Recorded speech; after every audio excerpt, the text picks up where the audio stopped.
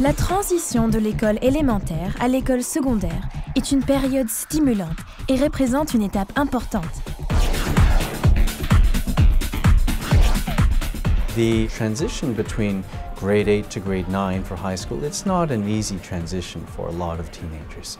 You can imagine in grade 8 you're in a school that you've been in for a few years with 30 kids in each class and maybe a few hundred kids, but when you get to high school, usually the school is much larger. We're talking often schools with over 1,000 kids.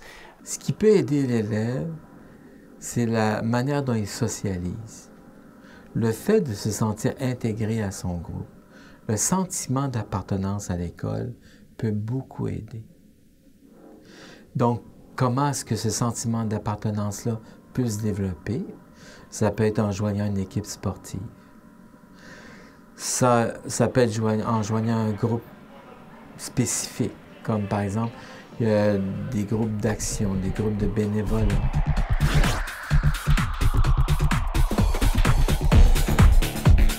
En 9e et 10e année, tu as accès à 3 différentes filières. Il y a les filières appliquées, théoriques et échelon local. Plus tard, au secondaire, il va aussi avoir préuniversitaire, précollégial et mixte. Alors, mixte, c'est un mélange des élèves préuniversitaires et précollégial ensemble. Les élèves d'échelon local peuvent aussi avoir des filières de pré-emploi. Alors ça, c'est un groupe d'élèves où ils aimeraient se diriger directement au marché de travail. Au niveau des exigences particulières en mathématiques, ça prend un minimum de 3 crédits en mathématiques entre la 9e et la 12e année. La 9e et la 10e sont obligatoires. Puis là, après ça, une fois que la 10e année est complétée ou que tu as un niveau 10e année mathématiques, il faut consulter les prérequis des différents cours en 11e ou en 12e année. Alors, selon ce qui t'intéresse ou des fois selon le profil d'études que tu entreprendras après tes études secondaires. J'ai d'abord demandé à mes parents parce que ma mère m'aide beaucoup dans mes choix. Alors, elle m'a conseillé de prendre théorique. Puis moi aussi, je pensais que théorique allait être bien pour moi. Alors, c'est comme ça que j'ai pris ma décision. Dans toutes les écoles secondaires, on a un service d'orientation.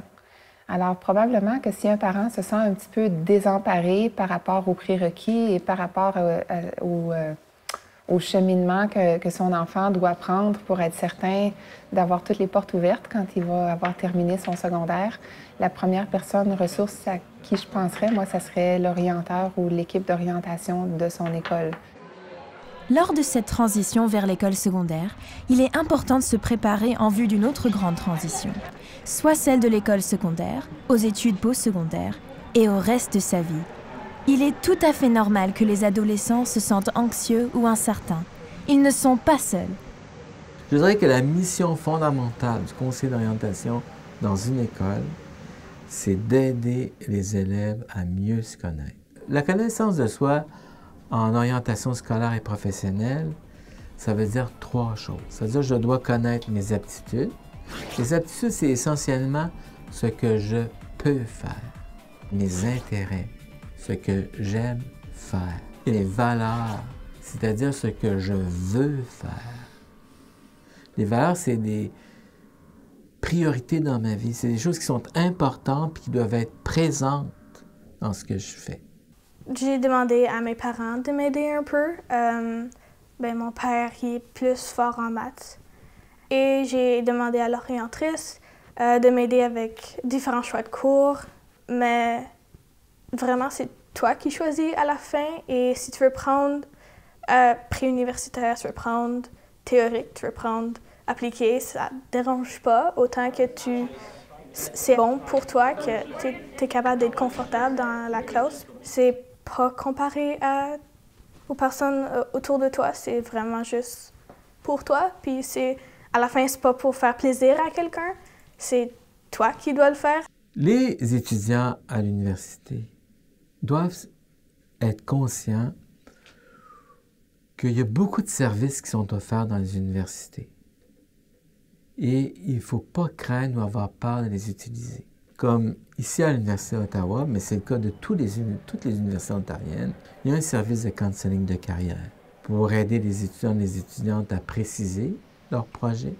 Il y a un service de counseling et de coaching pour les élèves ou les étudiants et étudiantes qui ont plus de difficultés à s'adapter aux études universitaires, qui peuvent avoir un problème d'anxiété. Il y a un service pour ça. Il ne faut pas que l'étudiante qui arrive en première année de l'université vive son processus d'adaptation tout seul.